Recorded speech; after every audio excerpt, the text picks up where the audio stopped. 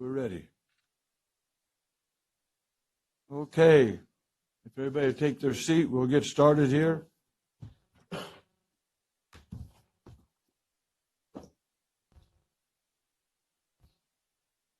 Any additions to the agenda? No, Mr. Chairman, no additions. Okay. Regina, would you read in the closed session items, please? Yes, Chairman. There are 4 items for today's closed session for the board. The first is Government Code Section 54957.6, conference with labor negotiators. The agency designated representative is Adrian Caleb, and the employee organization is All Unit. There are 2 existing litigations under Government Code Section 54956.9, subsection D1. You'll have conference with your legal counsel pursuant to paragraph 1 of subdivision D of 54956.9 in the Government Code. The names of the cases are Anita Ross versus the County of Madera and Natina Brown versus the County of Madera. The case numbers for court are also listed on the agenda. The last is conference with legal counsel, anticipated litigation, significant exposure to litigation pursuant to 54956.9 subsection D, paragraphs 2 and 3. There's one case, it's EEOC charge number 485-2017-00341, John Baker versus the County of Madera's District Attorney. Thank you. Okay. Any public comment on the closed session items? And then I'm going to open up the regular number 4 closed session. Public comment. Would you read that into the record, please, Rhonda? Public comment. The first 15 minutes of each regular session is set aside for members of the public to comment on any item within the jurisdiction of the board but not appearing on the agenda. Items presented under public comment may not be discussed or acted upon by the board at this time. For items appearing on the agenda, the public is invited to comment at the time the item is called for consideration by the board. Any person addressing the board under public comment will be limited to a 3-minute presentation to ensure that all interested parties have an opportunity to speak. Any handouts to the board must be submitted to the chief clerk of the board for distribution to the supervisors. Anyone addressing the board is asked to print their name clearly on the speaker sheet at the podium. Also, all persons addressing the board may state their name and county of residence for the record. Okay, we'll open up the public comment. Come up and you could have taken. Say your piece. David Paris, Eastern Madera County, 20667, Capitan, Hidden Lake Estates. This is not the format that I would like to have addressed this issue, but I'm not getting satisfaction with a couple of county departments, so I will address the board. I have a little bit of experience in traffic safety, which might be a shock to a few of you. Road 210 and Road 216. The road is in extremely poor condition. In fact, when it comes to traffic safety environment on the roadway, it's almost a danger, a liability to the county. Shrubbery occupies much of the lane more than a vehicle does, and there are potholes, and this deterioration is horrible on cars, causing damage to vehicles. I have personally utilized the new smartphone app in getting repair work done, but that's marginal at best. When they do come out, they don't address the areas. They find some other areas, which is fine, but there could be a little better effort. Whoever's doing the work, performance appraisal, I question the supervisor how they do the performance appraisal. They follow their work because it would be unacceptable. Enough said with that. Hopefully that'll generate a little bit of motivation. Secondly, we are in there's I don't know how many different water districts within the County of Madera. We are water district About number 1. 42 of them. Yeah. So we have an issue with the treatment plant. I would like to see better communication. We haven't had any communication with the water district because they manage the water system and the homeowners association president. That way we can have a little bit better understanding, have the format to ask questions and get some assistance. There was one town hall meeting that kind of went awry because of a dollar value shock, and that is still set in a lot of people's minds because of the shock with that cost, and people want answers. So if I could get a better resolve with that, an open line of communication, that would be probably remarkable. So I thank you for your time. Yep. Any other public comment for the okay. Seeing none, we'll close that and go into closed session now.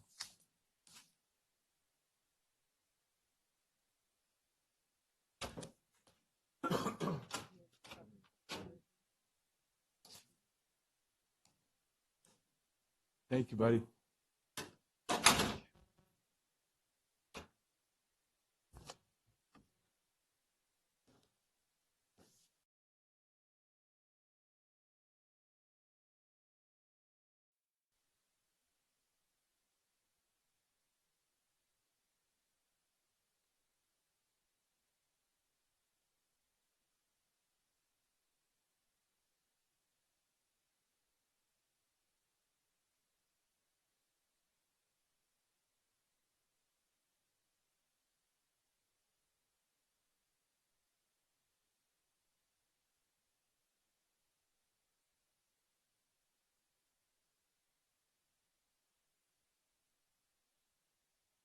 How are you?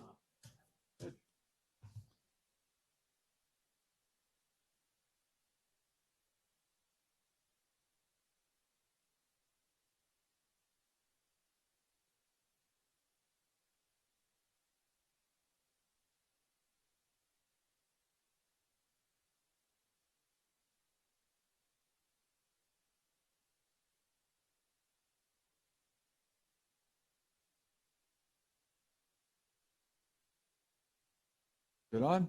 Good. We're ready to get going here. Welcome, everybody, and you got your phones on, turn it off. We don't want to collect $10 today, so County Council, is there anything to report out of closed session? There were no reportable actions from closed session. Okay, fellow board members, you got anybody you want to open and close in memory of? Yeah, no kidding, thanks for no. We're going to do this open and close in Dave Rogers' name? Oh. You said it slipped. I mean, okay. Oh, well, we're moving on. If we've come up to it, we'll do something. Roger Leach from the Grace Community Church will do the invocation. And Tanya, would you do the flag salute? I know who it is now. 1 second, everybody. It was Jack Schnorr. Jack Schnorr passed away yesterday. The Schnorr family, leaders in the community. Jack is an agricultural man, a big leader in agriculture. Family continues to support the community and do all kinds of things. His wife has been a teacher for a number of years, retired now, and she's caring for him. 15 years. And so Jack was always a very direct guy. He would tell you exactly what he thought. And that was a good thing because you never had to guess Jack. So he will be missed. We appreciated his life. Thank you. Heavenly Father, this morning we give you thanks that we can open this Board of Supervisors meeting and we can just ask your presence here. Lord, we do thank you for the history of this county. We thank you for the past. We thank you that we embrace the present and we're looking forward to the future. Lord, I thank you that we can continue to ask and to just develop these things. I looked at the motto that's below our seal, "In God we trust." And Lord, we do that today. We thank you for all that you've done. We thank you for all that you're going to do. And Lord, I pray that you bless and that you just bring your presence into this meeting. And we ask all of these things in your name. Amen. I pledge allegiance to the flag of the United States of America and to the republic for which it stands, one nation under God, indivisible, with liberty and justice for all. Thank you, Roger and Tanya. I appreciate that very much. Okay. As again, we're still celebrating the 125th anniversary birthday of Madera County. We're honoring the past, embracing the present, and looking ahead to the future. William H. Thurman was known as the father of Madera. Thought Rob was. Darn. But we'll change it to William Thurman now. And served as a Madera County's first sheriff from 1893 until 1895. Thurman founded the Madera Lumber and Trading Company as well as the city of Madera. May 16, 1983, he was elected sheriff of Madera County. He held that office until 1895. I repeated myself. When he declined to run for re-election. He died in December of 1895 at age 64 and is buried in the Arbor Vitae Cemetery. How do you say Vitae? Vida. Huh? Arbor Vida. Vida? Oh, okay. Well, no wonder he didn't run. He must have been in pretty bad health, huh? Yeah, exactly. There's a picture of him, and it's not me, no matter what they say out there. Anyway, we've really been going on and, celebrating Madera County. It's really been neat, and got to talk to Melissa, too, and see if she's going to be in Norfolk Loggers Jamboree Parade. So Loggers Jamboree is August 7th and 8th, or 8th, 9th, whatever it is, so you people put it on your calendars. Don't forget to do that. Okay, we're going to go to item number 4. Vonda. Public comment. The first 15 minutes of each regular session is set aside for members of the public to comment on any item within the jurisdiction of the board but not appearing on the agenda. Items presented under public comment may not be discussed or acted upon by the board at this time. For items appearing on the agenda, the public is invited to comment at the time the item is called for consideration by the board. Any person addressing the board under public comment will be limited to a 3-minute presentation to ensure that all interested parties have an opportunity to speak. Any handouts to the board must be submitted to the chief clerk of the board for distribution to the supervisors. Anyone addressing the board is asked to print their name clearly on the speaker sheet at the podium. Also, all persons addressing the board may state their name and county of the residence, for the record. Thank you. Come on up. How are you today? I'm good. I'm good. My name's April Molina, live in Madera County, have for a long time. I came in today just to kind of give you guys some idea of what's been happening. So we all know that dumping in Madera County is a big issue right now. I currently have a 3-piece sectional couch sitting on my property that we have to find some way to get to the landfill because we don't have a truck, so I have to borrow one. And then I have to get my 19-year-old son to help me pick it up. So back in November of last year, we had somebody was evicted from their home or their rental property or something had happened. I found eviction notices in a lot of the paperwork that was left across the street from my house. It's that little triangle piece of property that belongs to the county. Nothing is there. It's just dirt and weeds. What's this on? What This road is it? Raymond and 28. Raymond and 28. Avenue 16, right by the river. Excuse me. Well, I waited. They had set it up and used it as a yard sale, and then left it. And there was furniture, a TV, all kinds of. There was children's clothes. I mean, there was just everything. And after about 4 days, I got sick of looking at my front window at it and went out and picked it all up. Called code enforcement. They were great. They came out 2 days later, picked it all up. Anyway, all that just to say the county is overwhelmed. And I recognize this. So I came in with a couple of ideas for you guys. Oh. I think number one is we need to make the public in the county aware of the penalties that are associated with dumping. If they're caught dumping, let them know what the fine is, the maximum fine. Tell them, because I don't even know what the maximum fine is, but I don't dump things on other people's property either. Yeah. And so, maybe you can connect with the sheriff and get that kind of rolling. Another thing is voucher programs for low-income families, maybe something to look into. I don't know how much it would cost the county to do something like that. That's something you guys would have to decide. I know that the city has an annual cleanup, and I realize for the county it's not feasible. The county is much bigger. There's a lot more people. I understand that. But maybe something similar like discount days, get together with Red Rock, see if you can't have a Wednesday or a Tuesday or something. If you bring a truckload in, it's half price, something like that. Just kind of see what works. And then the last one would be incentive programs. Something like if you come in on a Saturday, the first 20 people get free tickets to Madera Speedway or free tickets to Chowchilla Fair or something to get the people to the landfill. so that they can dump their stuff there instead of the side of the road on my property because I'm tired of it. So anyway, that's it. That's all I came in for. I have to go watch Argentina beat Nigeria now. So we'll see. Who said boo? That was Ahmad, the guy who used to do all this, implement her 4 deals. Hey, my dad is from Argentina, okay? Okay, see. Well, Thank you guys for listening. We'll Thank you. see you again. Thank you, April and Maud. I was looking for you. I didn't see you hiding over there, Maud. So you got those notes, right? You and Jared? He was watching the World Cup on his phone. So thank you, April. That's some good ideas. So I like that. So any other public comment? I've got one. Okay. Brett. This is just sharing an exciting thing for Valley Children's, ranked one of the nation's best children's hospitals in 4 specialties.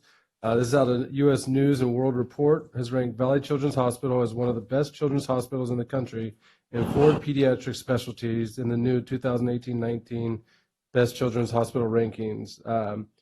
Valley Children's ranked in neonatology, pediatric orthopedics, pediatric diabetes, and endocrinology and pediatric gastroenterology and gastrointestinal surgery. So again, this is just so great that we have this right in our backyard, right here in Madera County, to know that if our kids have any problems, that not only do they have a place to go, but a place that's best in the country. So so I just wanted to send a shout out to Todd Sunterpack and all the doctors and nurses and everyone that works out there. Maybe save one.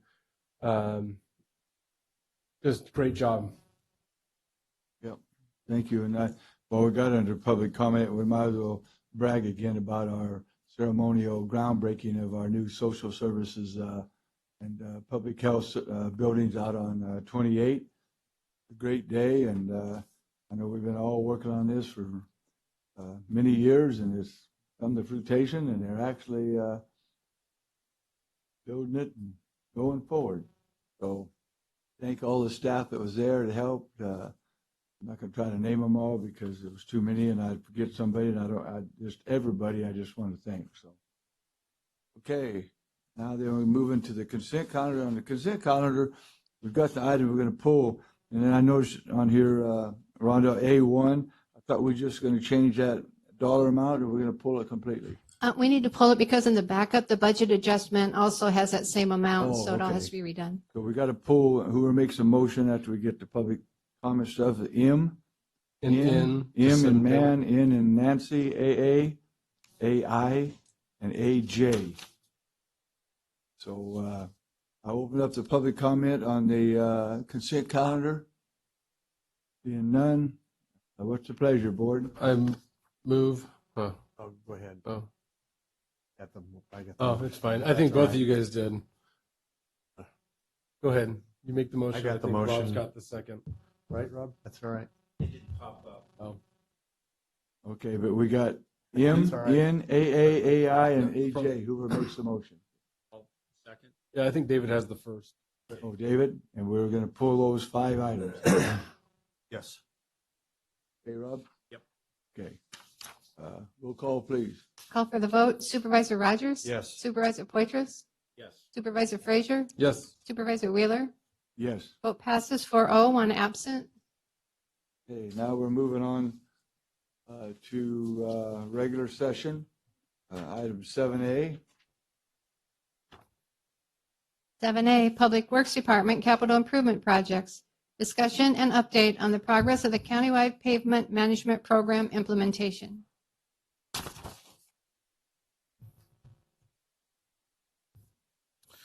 Good morning, Chairman, members of the board. Jared Carter with Public Works Department. If you can give me just a second, I'm going to get my We'll give you a presentation second. going here.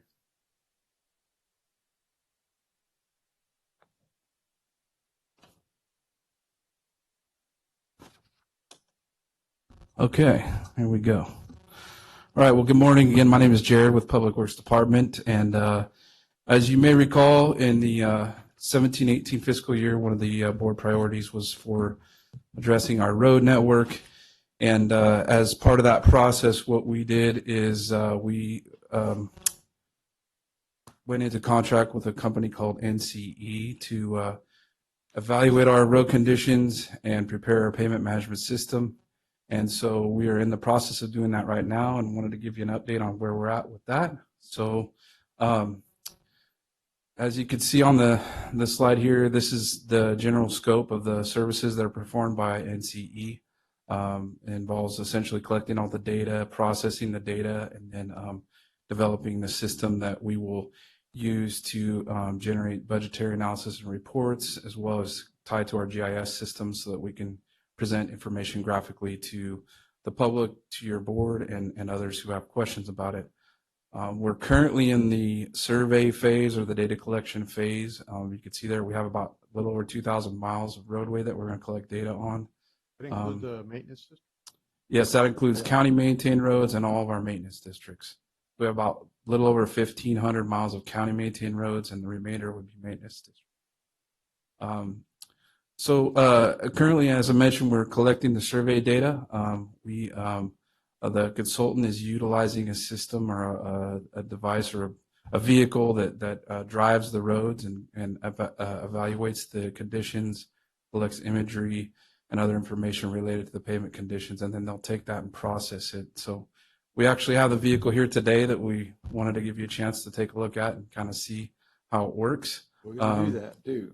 This is a picture of the vehicle actually out on our roads, and you can see it kind of looks somewhat like a kind of a Google Maps. I thought that was the CIA when I seen it going by the other day. I was trying to hide from it. Hey, I was going to say, as long as you smiled when it went by.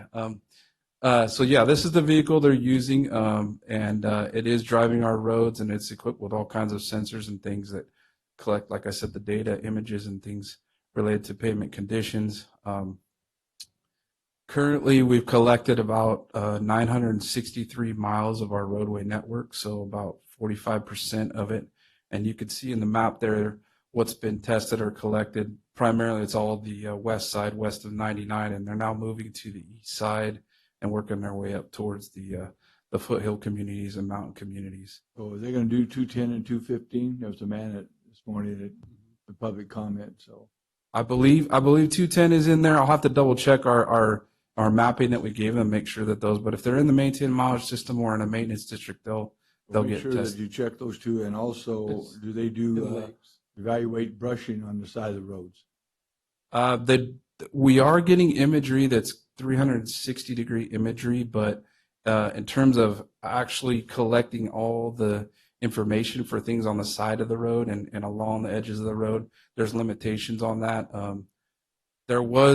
We did have the ability to, for of course an additional cost, to do what they call full LiDAR data collection, which is much more involved and quite more expensive.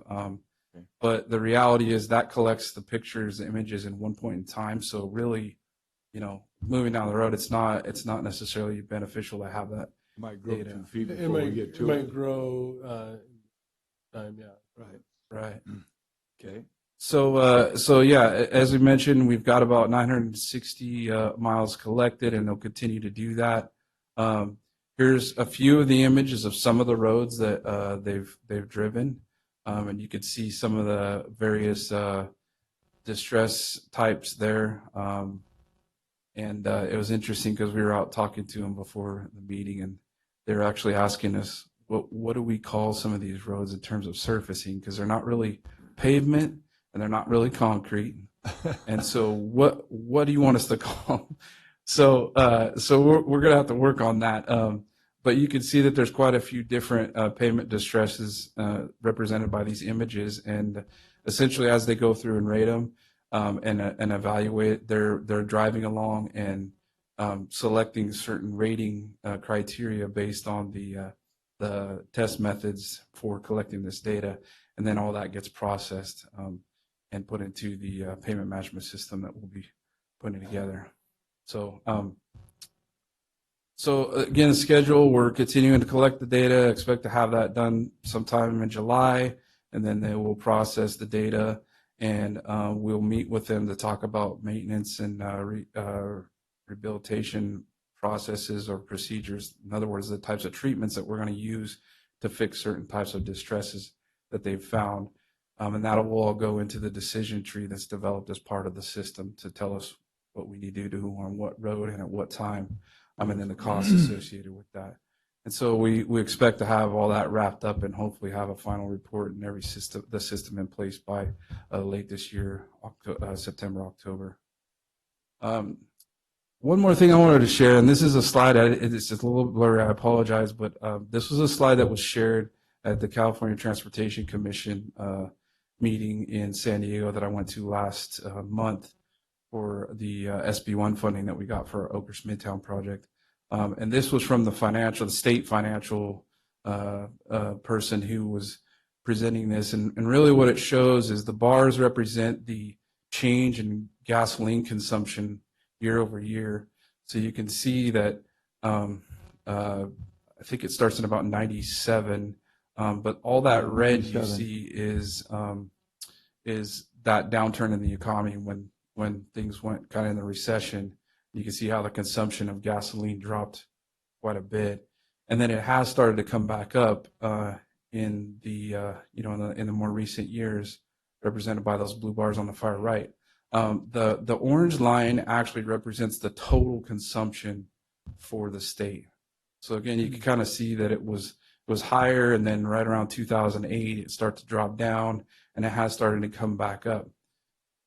The one thing that doesn't show on here that the gentleman presenting pointed out that I thought was very interesting and worth noting is that although our gas consumption has kind of come back up to what it was prior to 2008, the vehicle miles traveled, in other words, the amount of vehicles and wear and tear on our roads has increased by over 10%. So we have a lot more wear on our roads, 10% more wear on our road system because of the fuel efficiency of vehicles, because we can consume the same amount of gas and put 10% more travel on our roads and impacts on our roads. All these So it's crazy just electric cars. Yeah, exactly. So the fuel efficiency on the vehicles allow them to go farther and essentially put more wear on our roads than previously with the same amount of gas. And as you know, our funding for our road repairs is tied to our gas tax. So while we are, potentially getting back to where we might be collecting about the same gas tax, the reality is the impacts to the road is much higher. And so those dollars don't do as much, or they're not going to fix as much because they don't reflect what the actual, wear and tear on the system is. So just an interesting slide I wanted to share. I thought that was quite intriguing and informational when I was at the CTC meeting. So that's it for my presentation. If you have any questions, I'm available to answer that. And like I said, we do have the vehicle outside if you guys would like to come take a look and kind of see how it We'll works. look at it after we get to questions and public comment. Brett. Yeah.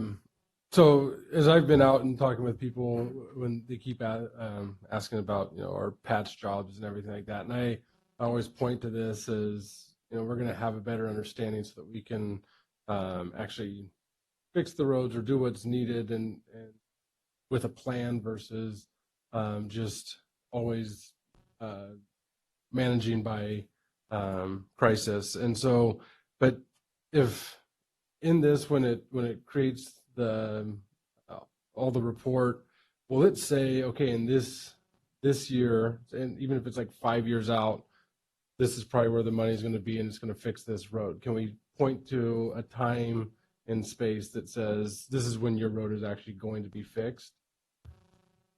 Yeah, I would say that we'll be able to do that. Obviously, it's all going to depend on the amount of funding we have available and how we decide to allocate that funding. And that'll be part of the decision tree and the policy that we work on setting up with your board is where are the priorities in terms of PCIs or whatever we decide to set. And then based on that, with the amount of money we have, how far can we go with that? And develop a plan, as you said, that allows us to understand where to put the money and then when it might happen. Yeah, because that's when I talk to people and they've driven these roads for 10, 15, 20 years and Right. they've always been bad.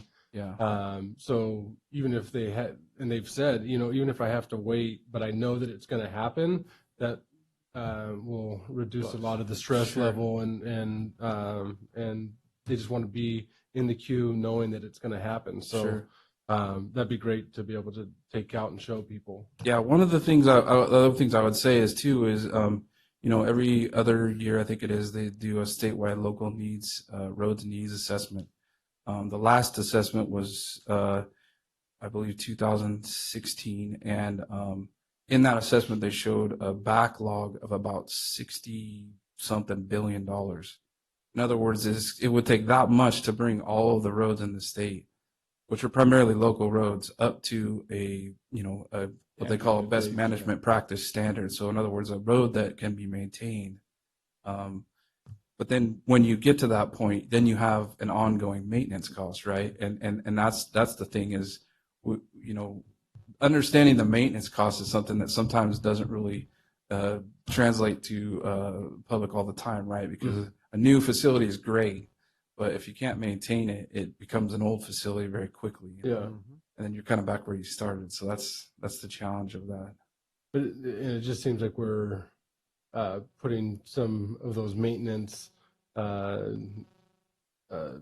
ideas to work on old bad. Right. So we are maintaining ongoing. Sure. We're just maintaining something that's bad to Right. start with. So if we can get it to a level and then just keep that maintenance going, that should be able to help. Sure. Absolutely.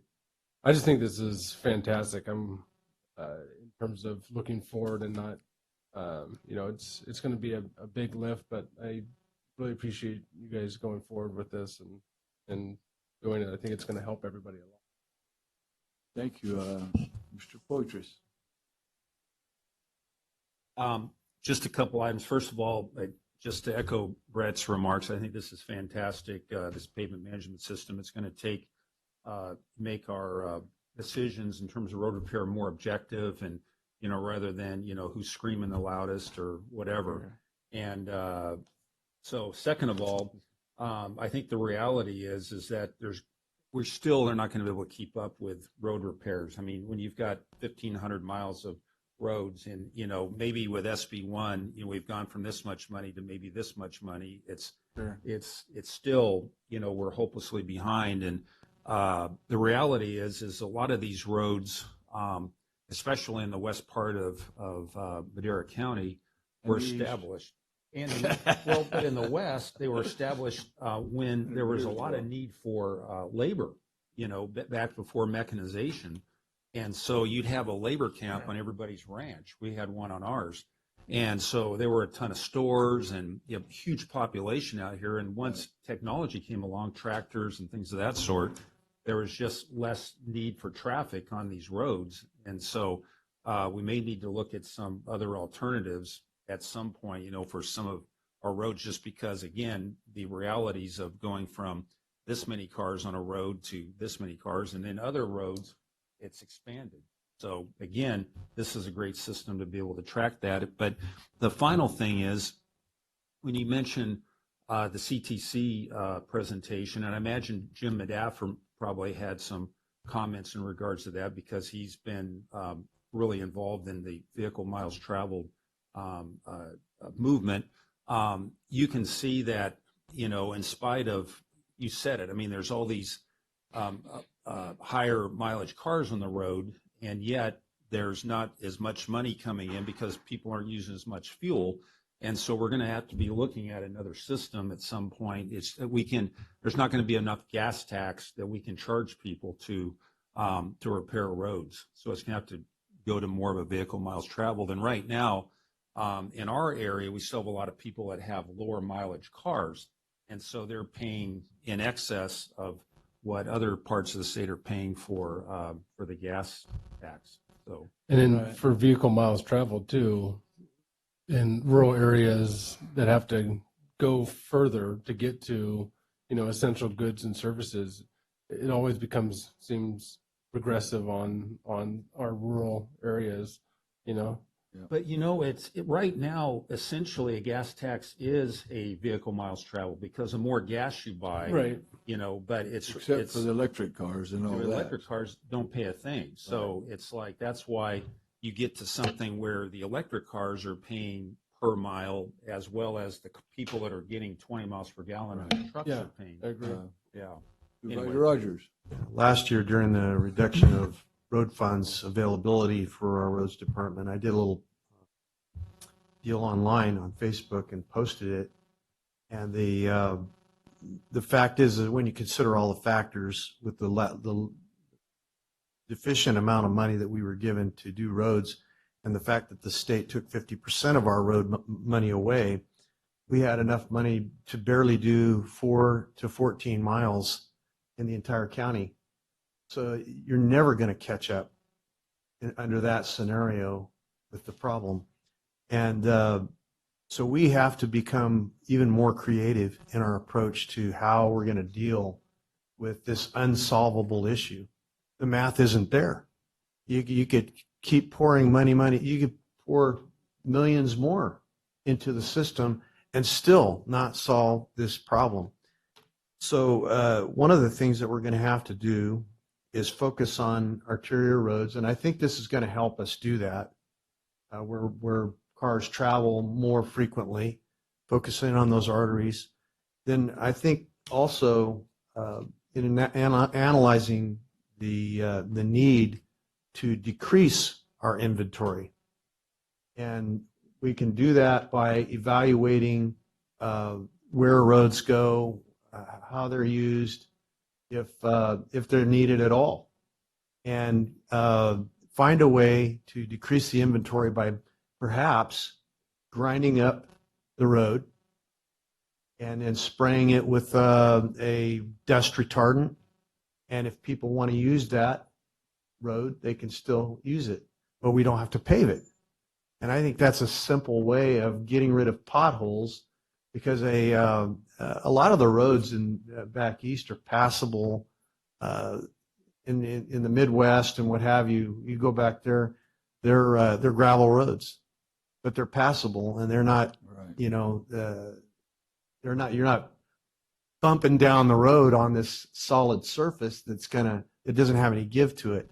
Neat thing about a gravel road is that it does have some give to it, and it allows some elasticity due to circumstances. So I think decreasing the inventory is going to be a big factor in the future of what we have to do to make this work.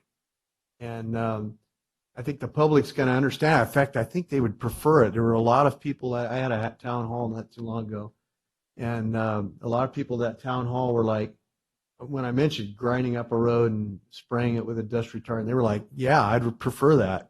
So I think the public understands we're going to have to take some drastic measures to make this work.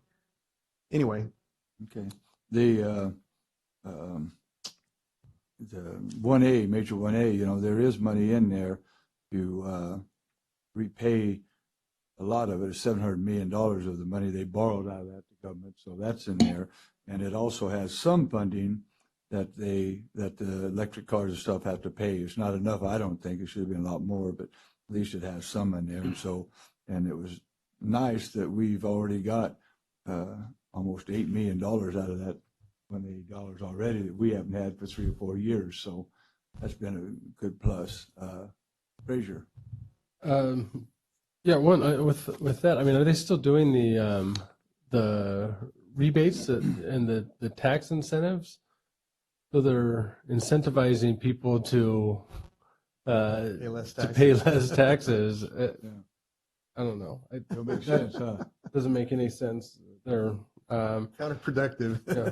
So, but so in terms of reducing our number of miles of roads under management, we've then it's a formula, right? We get it based on number of miles that we have to.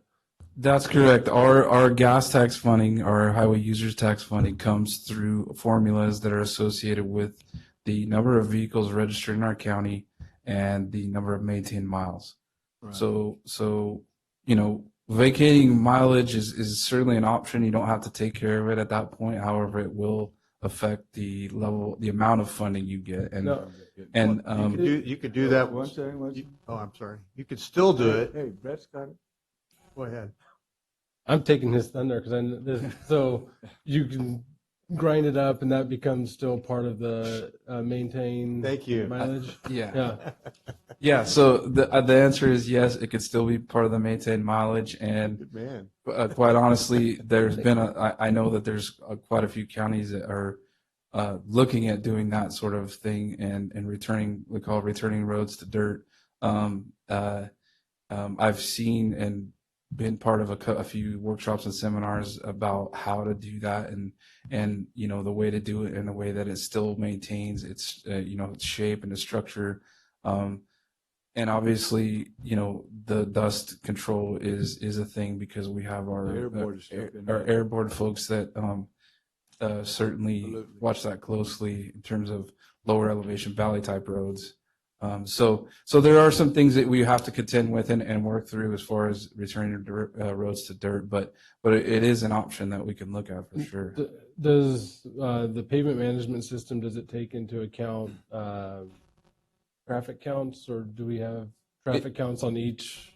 It doesn't change. It doesn't take into consideration in terms of the system itself right now. In the decision tree, we can build that into it. Yeah. Yeah. So in the decision tree, when we develop the decision tree, we can put you know traffic volumes as part of the criteria that it evaluates. So it's looking at roads that have higher traffic and So factor anything that into. below like that kind of traffic level, especially because a lot of those half and quarter and her third roads were built when not only did they need labor, but it was a public works project to put people back to work, right, during the Great Depression. So we have more roads than we really needed because people needed work. Right. Is that Right. Yeah, no, there's definitely, I mean, especially as you mentioned on the west side out towards the District 2, there are a fair amount of roads that probably see very little traffic, and it's probably the same people every day who are working in between their farms. So we have vacated, we've done some vacating of roads out there, and you know we could continue to do that. Okay, Rogers. Yeah, thanks for clarifying that, Supervisor. I think that was the important issue, is keeping it in the maintained miles, because it's a process you have to go through to vacate a road. It's expensive, it's time consuming, and it's not easy to vacate a road. Right. But that's when there's someone living up behind the house? Right. That one. right. But I think as we go through the process, I know there might be some people out there that might get a little aggravated at first with the idea that we're going to grind up their road, but we have no choice. You can either live with this pothole, patched mess, because I drove a few of them during a campaign and elections time, and quite a few of them, almost all of them. And there's some of them that, okay, they go to one house.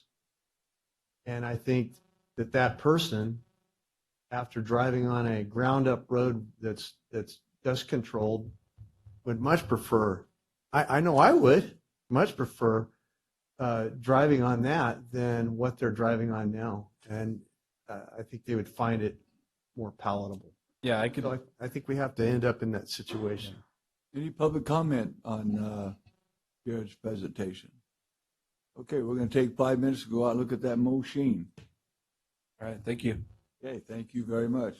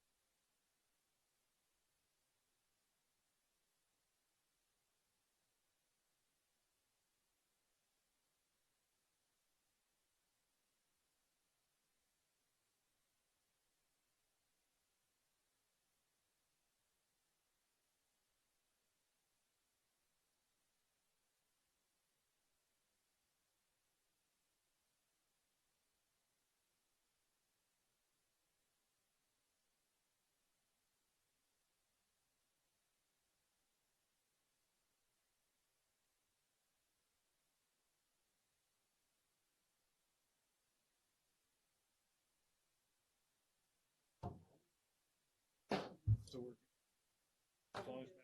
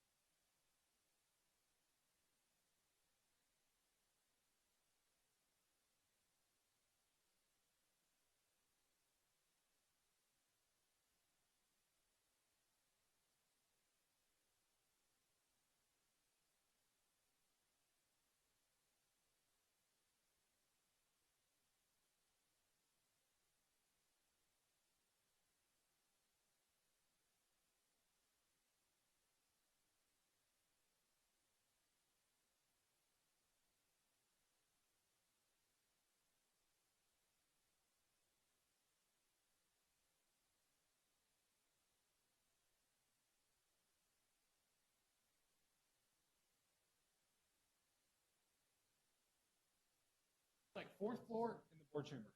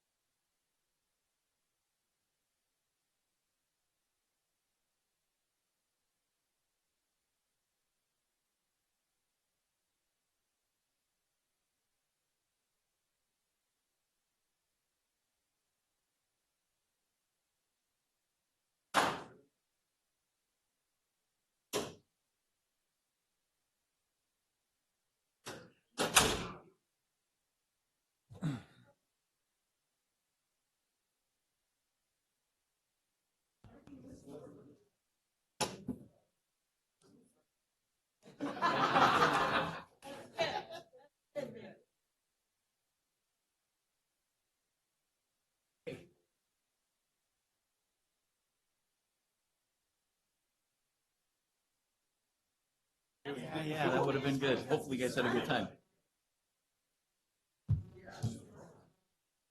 Go, Brett.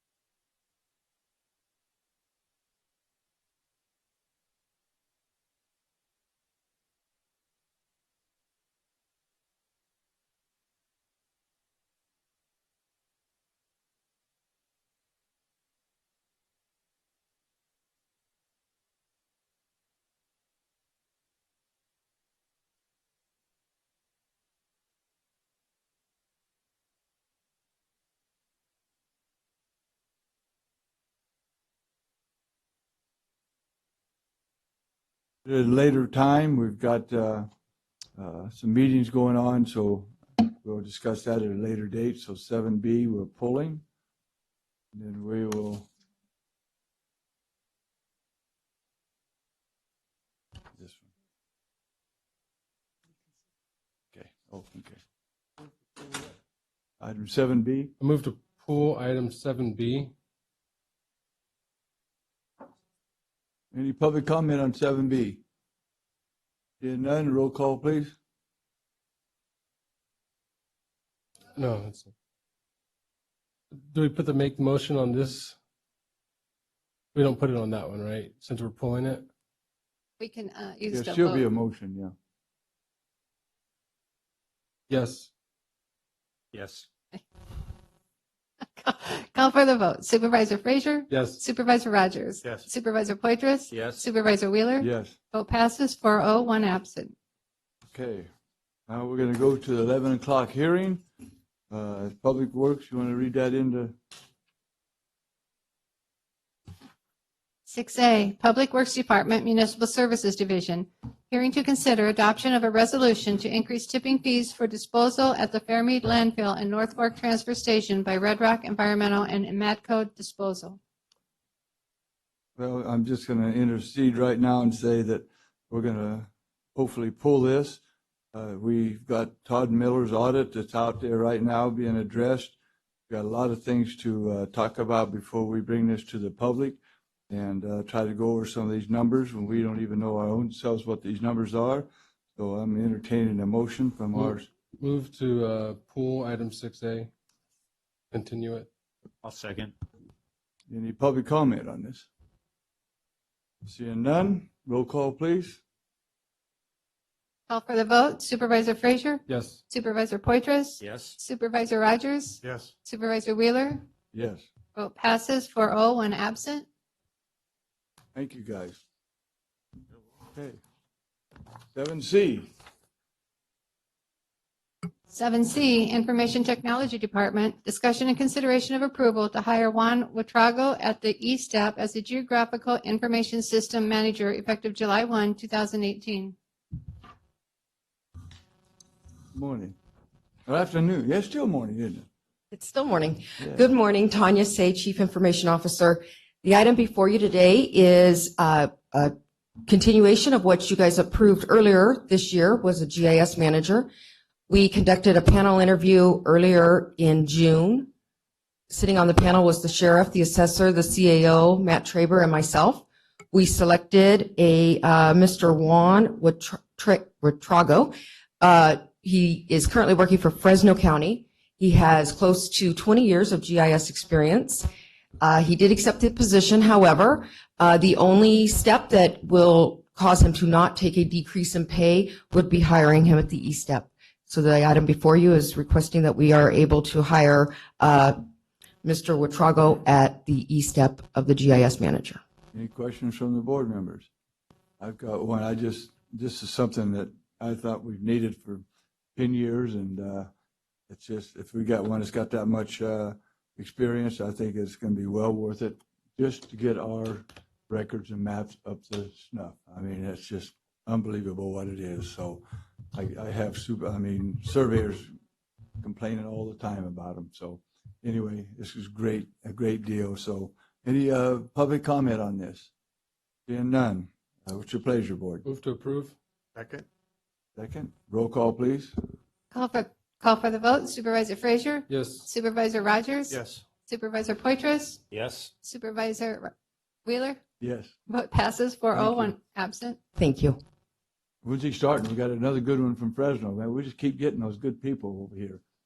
So, our gain, their loss. 7D. 7D, Corrections Department, discussion and consideration of entering into an agreement with California Forensic Medical Group to provide quality medical, dental, and mental health services to inmates and wards incarcerated at the Madera County Department of Corrections and Madera County Juvenile Hall, respectively, for fiscal years 2018 to 2021. Good morning, Mr. Chairman, members of the board. Emmanuel Perez, Director of Madera County Department of Corrections. The item that's being discussed is a continuation of a contract that we've had since 2009 with CFMG. And we entertained possibly going out to bid early in the year. And that was the reason why it sort of put us up to the deadline, because the contract ended. And so that's why we're here today. But I'm available for any questions. Any questions from the board members? Mr. Frazier. Why did we choose not to go out to bid? Well, when you look at the liability of medical care and some of the issues that a lot of the counties are having with either other companies or their own county health departments, you tend to stay with what works when you're dealing with a company that's looking out for the county and the liability of medical care. That's how CDCR got in trouble, was exactly the amount of what your population is and what type of what mental health care that you're providing. That doesn't really, I understand the liability, but would we have more liability if we went out to bid? Well, currently CFMG, I believe, has between 34 and 36 of the counties in California. What we learned throughout the years dealing with CFMG is that when a county gets in trouble and they contract with that county, whatever is learned with that county, like mistakes that the county made that put them in a lawsuit of care, they go back and they adjust all their contracts and services to the county. So we're constantly getting upgraded with information based on lessons learned from others' mistakes. So again, it is doing business with them so long, when you know they're taking care of the county, it's hard just to put $1 of savings to say, let's put the county at risk and start all over with something that might be okay or might be good. Yeah, it is just. I agree, but whenever you have somebody for so long, you need to see what else is out there. To see if there's some services that they're not doing. If someone sees that they're just going to always have a contract renewal, they have no reason to get better. Well, I'm not sure if that's a true statement, because when they have so many counties, and if you look at some of the larger counties and some of the mistakes they've made and the adjustments, I don't think they're looking at a contract saying, well, we just have Madera and we're okay. Because it's constantly changing the services because of the requirements that's required by the law. It's constantly changing, especially now with mental health. So that only comes down from mistakes from actually some of the bigger counties like Riverside, San Bernardino, LA County, Monterey.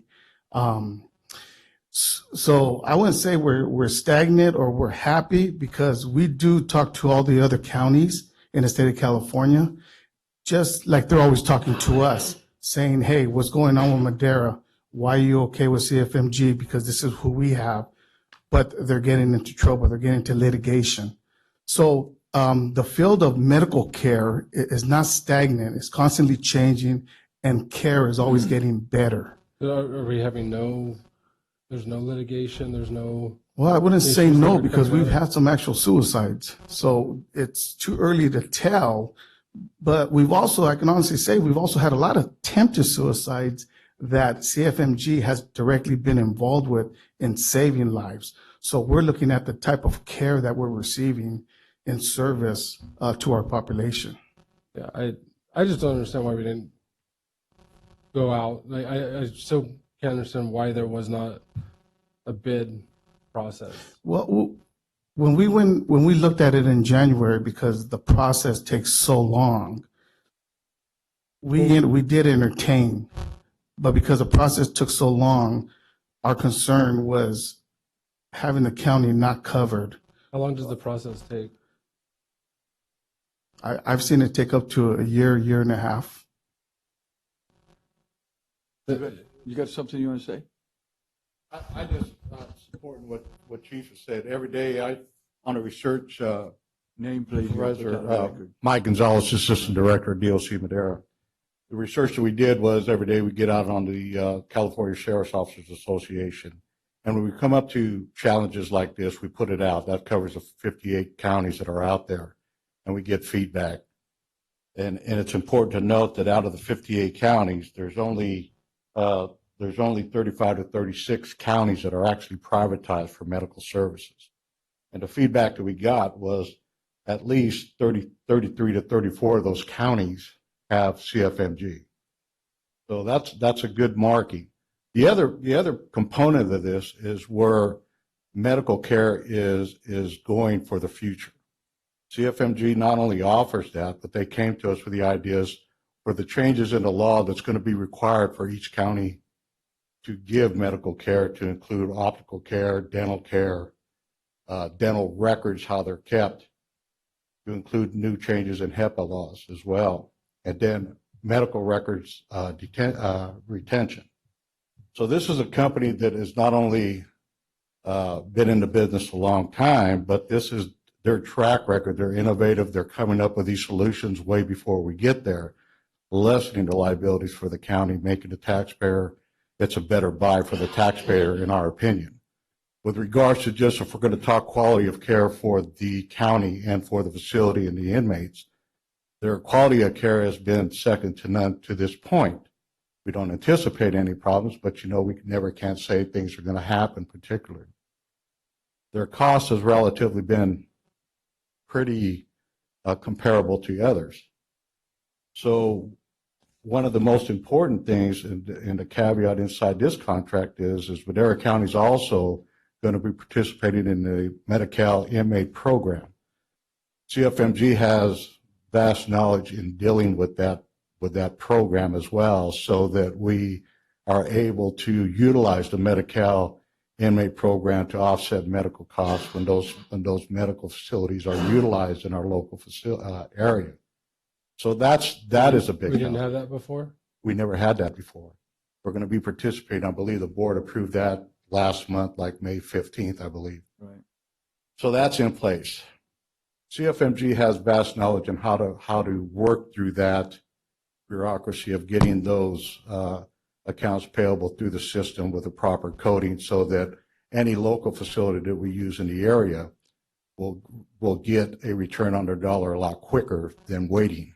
So we did that in anticipation that we can work more friendlier with local municipalities and local medical facilities, so that we can build on that relationship as well. But every time we asked a question out there, Fresno County just went with CFMG, where they got themselves in trouble, I'm sure we're all aware of, with their medical care and mental health care, and Kings County as well. But CFMG, more importantly, is where we're going with the new construction of the 1022 project, is with mental health care. CFMG has vast professionals available to us to also assist us and the mental health care. So that was a big plus for us as well. So when we started the SB 1022, we brought them in, we told them where we're heading. They already had things in place with suggestions on how to staff that so that the county can keep moving forward as it is with approving that particular project to address the mental health issues that Madera County has been challenged with. So it was all those efforts, all that resource that we went out and looked, and all the investigative looking that we did for Chief Perez that we came up with time and time again. It looks like CFMG is where we need to be going for this round of contracts. Where that takes us in the future, we can only see. I think if the process takes a year and a half to look at it, I mean, this looks like it's a 2.5 year, 2018 to 21. We should start that process. I'd rather just go to 20 and start the process of an open bid, just to see where we're at. And if everything that you say is, accurate, then they should have no problem, right? They have the wherewithal, the ability to do it, and understanding, and cost isn't only the driver, right? It's the ability to actually do what you say you do, and be a responsible bidder. So I would just say that we should start the process. If it takes a long time, and we know now that it takes a long time, we should start that bid process, but we can't be without a medical group doing this right now. So. Eric. Thank you, Mr. Chairman. I was going to just clarify that, ultimately your board would decide, and I was going to suggest if you would want us to do a shorter term agreement to prepare to put it out for bid. But also I did want to let you know that internally, where we typically start, our purchasing department does these sort of bid processes, but where we typically are going to start, we're going to look at, from our perspective, fiscally, things are stable with them. They do a good job of protecting the county's fiscal interests. But more importantly, programmatically, they do a great job. They've been an outstanding contractor for us, just like Chumo and Associates. So I think when you're looking at the categories on where you're going to bid a service or something like that, you got to look closely at the stability of the vendor, the history, and in some areas it doesn't hurt to go out to bid, but there, it's within the realm to recommend just a continuation of that service too. So just wanted to throw those things out. Yes. Poitras. Thank you, Mr. Chairman. I was just kind of curious. You mentioned that there's 33, 34 counties out of the 58 that are using this vendor. What are some of the other counties? What are some of the alternatives that they use? The remainder they use county resources, county health, county, things of that nature. What we're being told. Okay. Like Sacramento County uses their own county resources, but it's mostly the larger counties that have access to those, or what we're being told. Okay. Very good. Thank you. Yeah, I just want everybody to know that there's some of these contracts, like Eric said, that if you look on our backup right here, just in our consent counter, we probably at least 4 or 5 contracts today that we use the same company all the time. And it's really important that if we get that relationship and we got that, like Eric said, that perspective that we know they're protecting us, we do that. When I first got on the first 3 or 4 years, I questioned everyone. I'm just like Brett is right now. And you come to find out which companies, which ones are doing a good job and which aren't. And so if you just look in your consent counter, you'll see we proved 3 or 4 of these just in the social service and behavioral health today.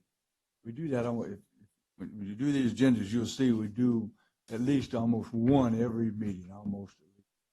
We've got, I don't know, we probably have hundreds of contracts like this out there.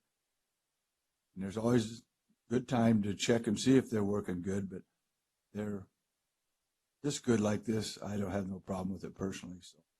Yeah, I'd like just the 2018 to 2020, and we can start that, just a bid process, just to go through the exercise. Sometimes it's when you do that too, like when we'll do it with Pop Murphy's and our media buyer, all of a sudden they get more creative, and now we've got more chances to get on TV here and there. And same with this, they start saying, okay, well, we need to sweeten the pot a little bit, and we're doing this. It's working in, Tehama, and we can replicate it here, and that maybe wasn't there before. So it's just, and we may not even get anybody else to bid on it, right? If they have such a tight stranglehold on 33 of the 36 or 38 that are not county run, there may be nobody that wants to bid on it, and that could be true too. shows a single source. I just think we should go through the process, and it sounds like you've done a lot of the work already. But that would be, I would move that we did this for 2018 to 2020 and then start a bid process. I'll second it. We ain't there yet. Okay. Rogers, sorry. Yeah, that's right. You made a statement earlier. I want to clarify. The Fresno and Kings are using CFMG and didn't get in trouble with CFMG. They got in trouble with somebody else. Right. And they're using CFMG to get out of trouble. So I just wanted to clarify that. Both of them went effective July 1st. Yeah. They're in the process right now. So Right. we've been in close contact with both those agencies. Right. I just wanted to make sure the public heard that correctly, because it sounded like they got in trouble with CFMG. Oh, no. Yeah, and I don't want Madera County bidding on this. We're not going, our social services. Yeah, and like I said, those counties that use county resources, and like I know UC Davis supplies is used for Sacramento for their mental health services. Mhm. They use various, it's not private. Eric. It's huge liability when you direct somebody to, when you require a certain provider and then that fails. The liability is huge. And when you're trying to do that in-house, I think it's even worse. I just wanted just a little background. We got one more first. What's that, Eric? Okay. Thank you, Mr. Chairman. That was one of the things I did want to clarify, whether or not your board had an interest in trying to do it internally. I probably try to persuade you not to do that. We don't want to do that. Yeah, but one of the things I think we can clarify too is the bid process shouldn't take, as long, maybe 3 to 4 months, probably 3 months. Sometimes the construction, I think these gentlemen are used to these long construction processes, and then they take a year or more.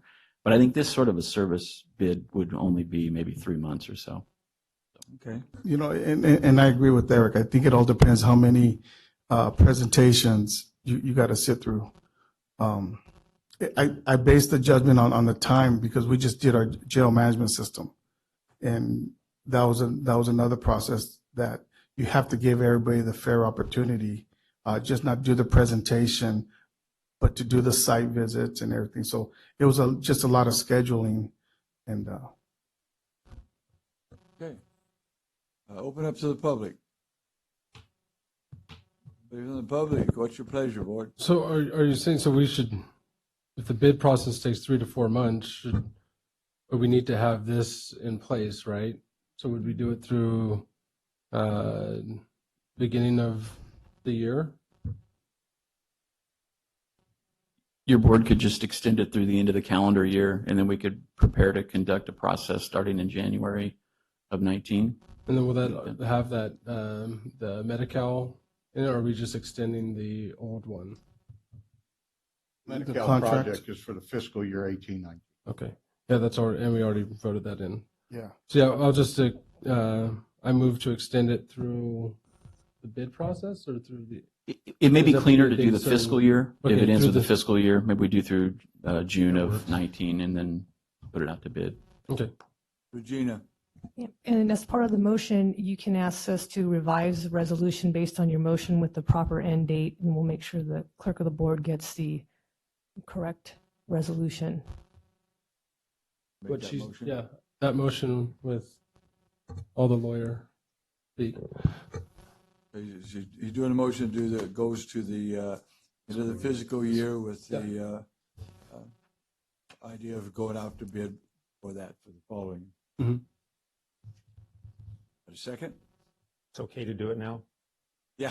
Okay, I'll make it. Thank you. Roll call. Did you want to try to do your vote links? I did. You did.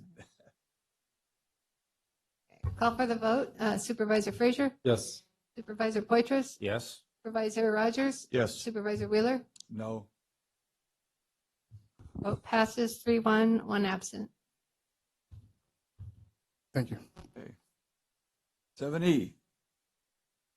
7E, County Administration Department, Human Resources Division. Hearing to adopt an ordinance amending Chapter 2.22 of Title II of the Madera County Code for reorganization of the Department of Community and Economic Development. Thank you, Mr. Chairman. Matt Treber, Director of Community Economic Development. Available for any questions the board may have. This item is the reorganization and the combining the building division and the fire safety division into one overall division. So we're going from 4 deputies to 3 deputies within the CED. That's great. Great process. Any public comment? Being none. Move to approve. Second? Roll call, please. Call for the vote. Supervisor Rogers? Yes. Supervisor Frazier? Yes. Supervisor Poitras? Yes. Supervisor Wheeler? Yes. Vote passes 4-0, one absent. Thank you. 7F. 7F, County Administration Department, Human Resources Operations Division. Hearing to adopt an ordinance amending Chapter 2.20 of Title II of the Madera County Code pertaining to the Department of Public Works. Good morning, Chairman, members of the board. Adrienne Keelip reporting this morning. This is an item, a continuation of the first reading of an ordinance to amend the reorg in Public Works to essentially rename some divisions and to establish an administrative services division. And I'm open for any questions. Questions from the board? Move to Public adopt. comment? Second?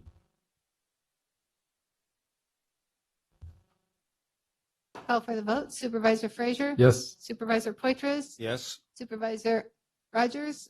Yes. Supervisor Wheeler? Yes. Vote passes 4-0. 7G. 7G, County Administration Department, Human Resources Operation Division.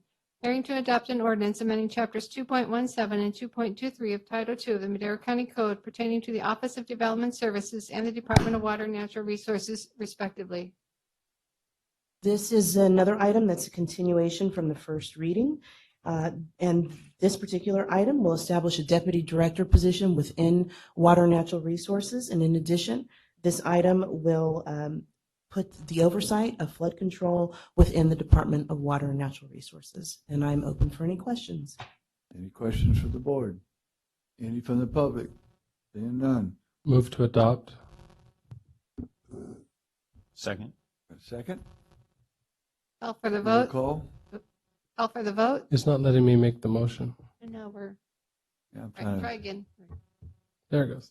Call for the vote. Supervisor Frazier? Yes. Supervisor Poitras? Yes. Supervisor Rogers? Yes. Supervisor Wheeler? Yes. Vote passes 4-0, one absent. Thank you. Okay. 7H. 7H, County Administration Department, Human Resources Operations Division. Discussion and consideration to approve a reorganization of the Department of Community and Economic Development effective July 1st, 2018 as follows. 1, amend the classification plan by adding the class of Deputy Director of Community and Economic Development, Building and Fire Safety, combined to one position from the former Deputy Director of Community and Economic Development, Building and Deputy Director of Community and Economic Development, Fire. A, set the salary for Deputy Director of Community and Economic Development, Building and Fire Safety at a range 370. B, designate the Deputy Director of Community and Economic Development, Building and Fire Safety as overtime exempt, ML pursuant to the Fair Labor and Standards Act. 2, amend the classification plan by adding the classes of Building Inspector 1, 2, 3. A, set the salary for Building Inspector 3 at range 271. B, designate the Building Inspector 3 as overtime eligible pursuant to the Fair Labor and Standards Act. 3, amend the classification plan by adding the class of Supervising Building Inspector. A, set the salary for Supervising Building Inspector at range 286. B, designate the Supervising Building Inspector as overtime exempt. 4, amend the classification plan by adding the classes of plan checker 1, 2, 3. A, set the salary for plan checker 1 at range 241. B, set the salary for plan checker 2 at range 271. C, set the salary for plan checker 3 at range 291. D, designate the classes of plan checker 1, 2, 3 as overtime eligible pursuant to the Fair Labor and Standards Act. 5, amend the classification plan by adding the class of supervising plan checker. A, set the salary for supervising plan checker at range 321. B, designate the supervising plan checker as overtime exempt pursuant to the Fair Labor and Standards Act. 6, amend the classification plan by eliminating the civil service classes of Deputy Director of Community and Economic Development, Building, Deputy Director of Community and Economic Development, Fire, and Plan Checker. 7, direct the Human and Resources Operations Division to amend the position allocation within the Community Economic Development.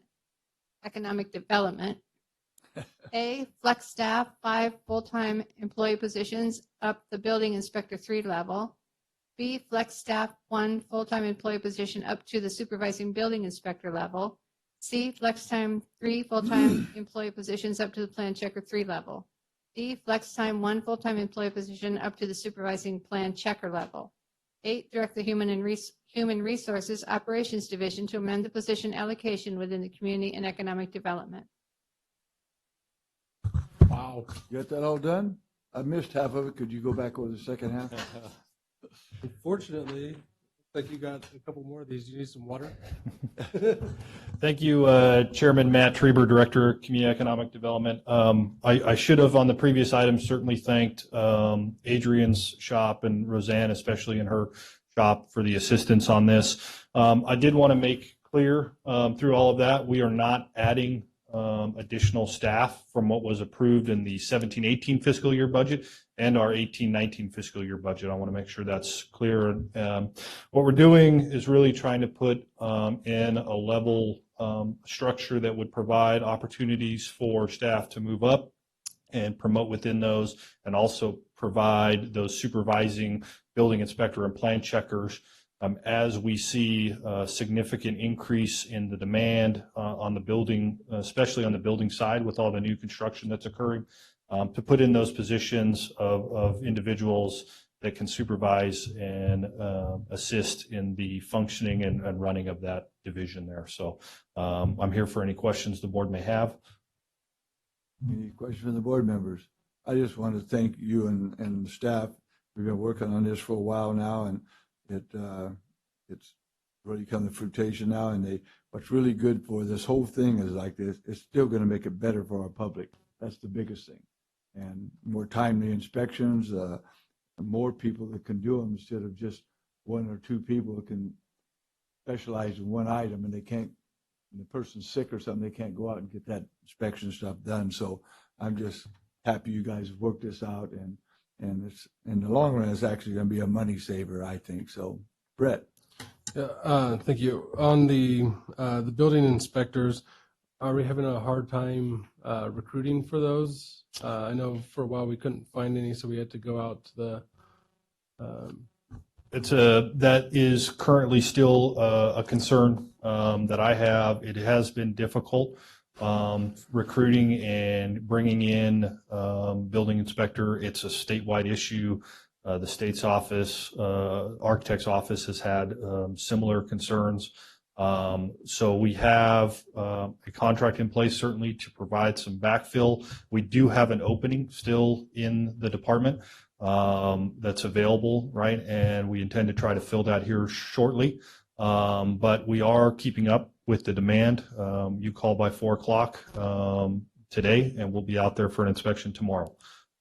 So we are maintaining a quick turnaround on those inspection services. But it is a struggle. It will continue to be. Certainly this action and this item before you does provide a greater flexibility to bring in staff. We have, all we've had to date is a building inspector 1 and a building inspector 2. We've had no 3 level. We've had no supervising building inspector. Right. On the plan check side, we've only had a plan checker. We haven't had 2, 3, or a supervising plan checker. So, I have an individual in the building division who's been here almost 30 years. He is at a plan checker and has been for that duration. So what this does is certainly allow us to try to retain and also recruit staff in. So, And a chance to move up in the system too, so. Any other questions from the board members? Seeing none, any from the public? Seeing none, what's your pleasure? Move to approve? Second. Roll call, please. Call for the vote. Supervisor Rogers? Yes. Supervisor Frazier? Yes. Supervisor Poitras? Yes. Supervisor Wheeler? Yes. Vote passes 4-0, one absent. I can say one thing, but for the last 12 years I've been out here, that's one of the things that I really had a lot of trouble with as a county and before I was elected. And we have come so far, so much better than it. And you've been in the same business. Absolutely. And you know what it is now compared to what it used to be. So, It's so, but much better. yeah. So thank you, all you staff out there who might be listening. So 7 ayes. 7I, County Administration Department, Human Resources Operations Division. Discussion and consideration of approval to amend the classification plan effective July 1, 2018 as follows. Amend the classification plan by adding the classes of Business Systems Information Analyst 1, 2, and Senior Business Systems Information Analyst. 2, set the salary ranges for the classification as follows. A, Business Systems Information Analyst 1, range 256. B, Business Systems Information Analyst 2, range 276. C, Senior Business Systems Information Analyst, range 296.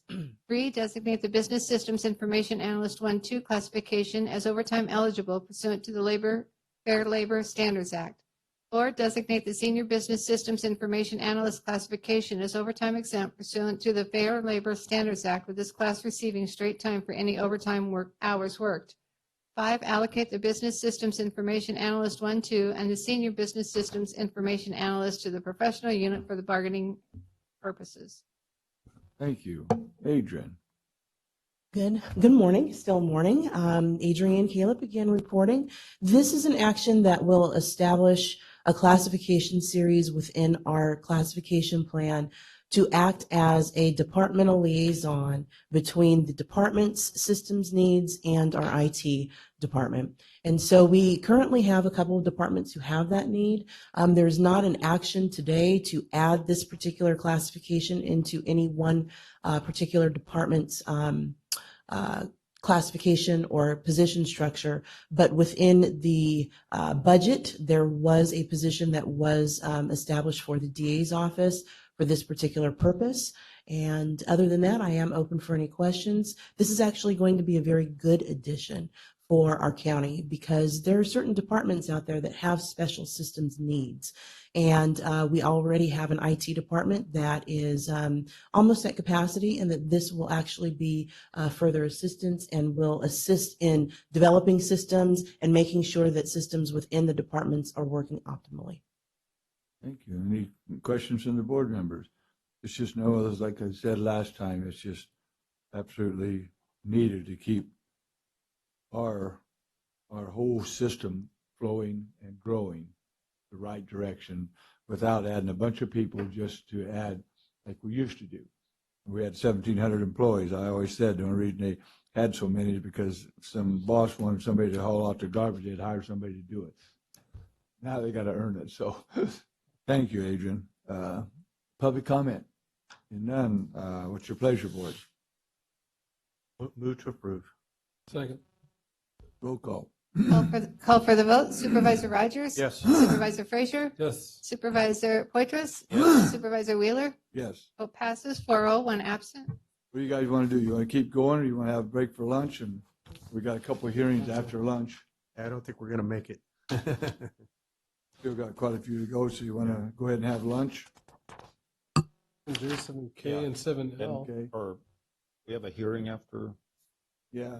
No, it's the Forgot the- EIFDs Oh, at okay. 2 o'clock. Right, so We could finish up what we have. We can do 7J, K, and L because Yeah. the two of you don't have to come back after. okay, if you guys want to do that, it's fine with me. I don't care. Yeah, let's just do that. Yeah. Okay, 7J then. 7J, County Administration Department, Human Resources Operations Division. Discussion and consideration of approval to amend the classification plan effective July 1st, 2018 as follows. 1, amend the classification plan by addressing the classes of Deputy Public Works Director, Administrative Services, and Supervising Civil Engineer. 2, set the salary range for 2 above referenced classifications as follows. A, Deputy Public Works Director, Administrative Services, range 350. B, Supervising Civil Engineer, range 354. 3, designate the Deputy Public Works Director, Administrative Services, and Supervising Civil Engineer classes as overtime exempt pursuant to the Fair Labor Standards Act. 4, allocate the Deputy Public Works Director, Admin Services, and Supervising Civil Engineer classes to the Mid-Management Unit for bargaining purposes. 5, amend the classification plan by eliminating the classes of Associate Civil Engineer and Senior Civil Engineer. 6, reclassify and reallocate the following employee from the position of Program Manager to the position of Deputy Public Works Director, Administrative Services, Andrea Saudade.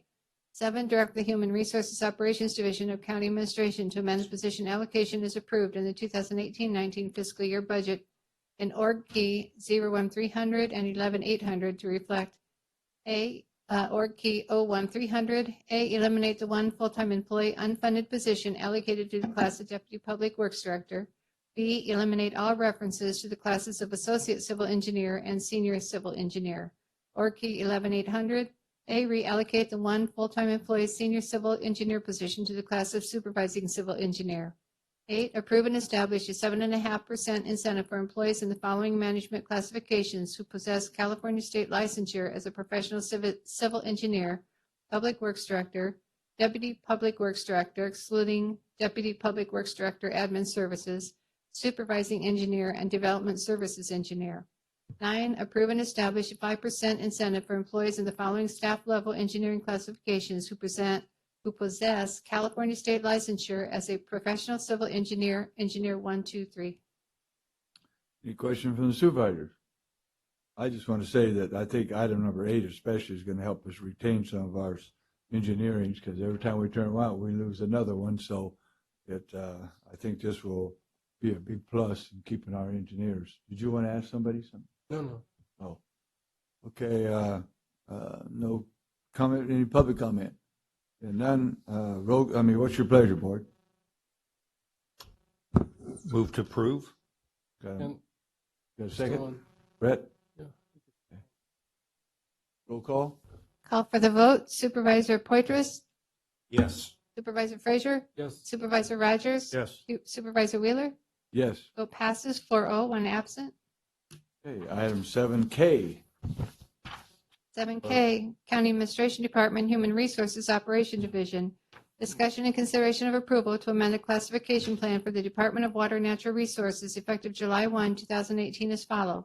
1, amend the classification plan by adding the class of Deputy Director of Water and Natural Resources. 2, set the salary for Deputy Director of Natural Resources as follows. A, range 350. 3, designate the Deputy Director of Water and Natural Resources class as overtime exempt pursuant to the Fair Labor Standards Act.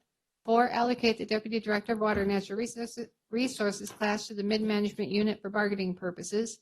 5, direct the Human Resources Operations Division of County Administration to amend the position allocation within the Org Key 05950 as follows. Add 1 full-time employee and allocate it to the class of Deputy Director of Water and Natural Resources. Any questions from the board members? Any from the public? Or what's your pleasure? Move to approve. Second. Roll call, please. Call for the vote. Supervisor Rogers? Yes. Supervisor Frazier? Yes. Supervisor Poitras? Yes. Supervisor Wheeler? Yes. Vote passes 4-0, 1 absent. Just finally, after all years, it seems like that we're finally getting those positions that we really need to help Madera County fight the whole state, actually. So really great. 7L. 7L, County Administration, Human Resources Operations Division. Discussion and consideration of approval to adopt the Equal Employment Opportunity Plan. New face. Good morning, Chairman, members of the board. Thank you. Michelle May reporting on behalf of County Administration. It is still morning. Okay, good. I did say morning. So the item that is before you for consideration and discussion is the adoption of the Equal Employment Opportunity Plan, which I'll refer to as EEO plan, if that's okay, a little shorter. So earlier this year, the District Attorney's Office was, underwent a site visit by California OES, Office of Emergency Services, as a result of a federal grant that they had received actually in 2016, which was to pay for the Victim Services Specialist position and program, which was actually added in 2017, April, I believe. So they have implemented that plan, and the funding, as mentioned in the item, is just over $260,000 for that grant. So as a result of that site visit, the OES made a determination that Madera County needed to update our EEO plan in order to demonstrate grant compliance for that funding. So the plan presented actually reflects, of course, the county's continued commitment to equal employment opportunity and our overall goal to obtain and maintain a qualified and diverse workforce, which is reflective of our community. So consistent, of course, the plan is consistent with the civil service and merit principle system and federal and state EEO laws and regulations. And the plan itself incorporates the elements that are required for the grant compliance for the federal funding and designates primary responsibility for the EEO implementation of the plan and the EEO coordinator role to our Deputy CAO of HR, Ms. Caleb. And the workforce analysis that's included in the plan itself is also a required component. And the analysis is to identify any possible barriers that may exist for the county, for our workforce for Madera County as compared to the Madera community workforce, which is based on data from the U.S. Census Bureau, which happens to be 2010 data, but is still the most current. And there's no fiscal impact other than if we don't have a current EEO plan, there is a risk that the federal funding we received would have to be returned to the issuing agency. And I'm available if you have any questions. Any questions from the board members? Any from the public? What's your pleasure? Move for approval. Second. Roll call, please. Call for the vote. Supervisor Poitras? Yes. Supervisor Frazier? Yes. Supervisor Rogers? Yes. Supervisor Wheeler? Yes. Vote passes 4-0. Okay, pending legislation. We got any pending legislation today? You got one? No. What? Nope. No.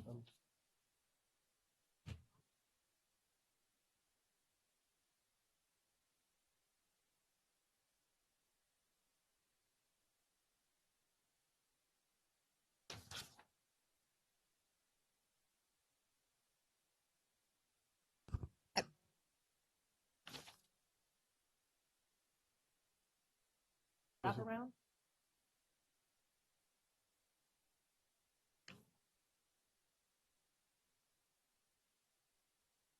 So what happened was our agenda, because our software, there was a mix-up on what appeared on the website and what's posted out front and what we're doing today. And I believe you're looking at your item was moved to the consent calendar. Correct. It was under consent item U as an umbrella. Yeah, how would you not know that?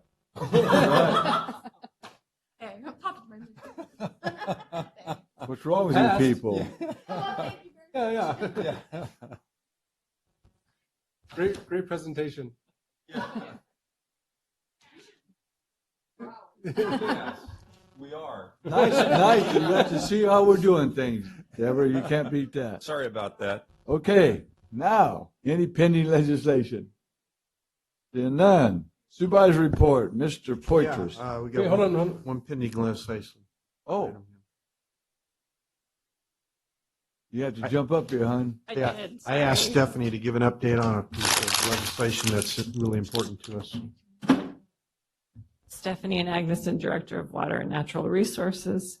This is a quick update on AB 2649, Arambula. The intent of this is to make it easier to take water in years of high flow. So it was a streamlined process for getting the water, which exempted the agency from CEQA originally. It was just amended to include CEQA within it, thus sort of canceling out its intent, but that's where it is. It is right now in the Senate Natural Resources Committee right now this morning. So there may be some news coming out of there depending on how they amend the amendments. And to me, the critical part of this is that CEQA has never been a process we've had to be engaged in technically taking high flow waters. Not been a problem. But now suddenly it will be. It potentially could be. I will say that most water agencies have this on the watch list, meaning they're not for or against it right now. They want to see how it ends up. Yeah. And we did speak with Mr. Yoder about this piece of legislation. He recommended the same thing, keeping our eyes on it and not issuing an opinion right now. Okay. I heard about it a at long ways RCRC. from that to be making opinions yet. Huh? We're close. I heard about it at RCRC, and I thought it was significant enough that we need to be aware of it.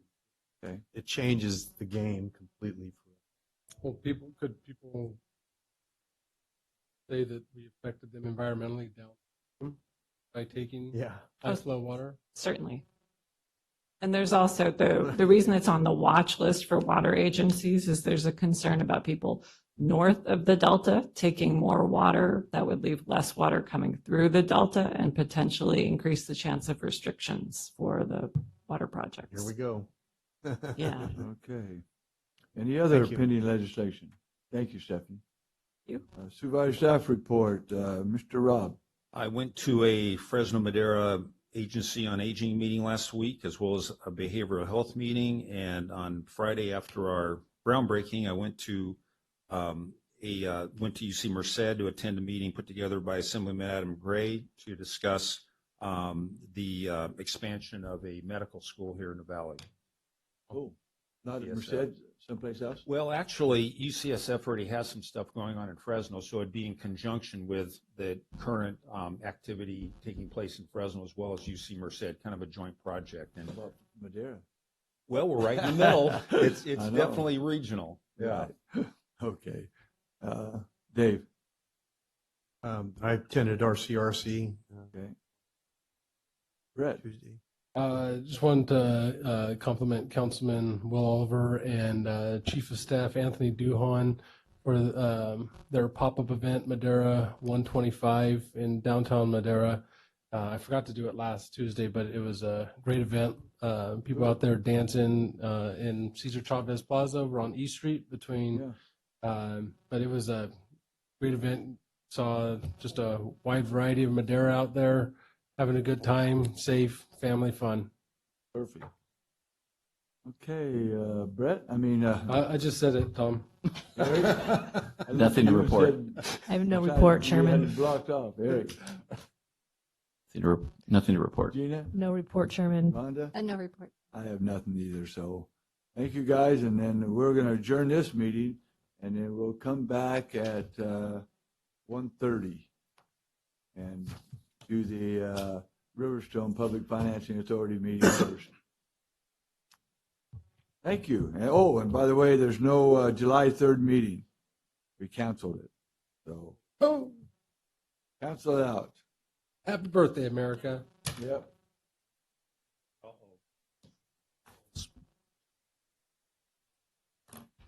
They can be concerned.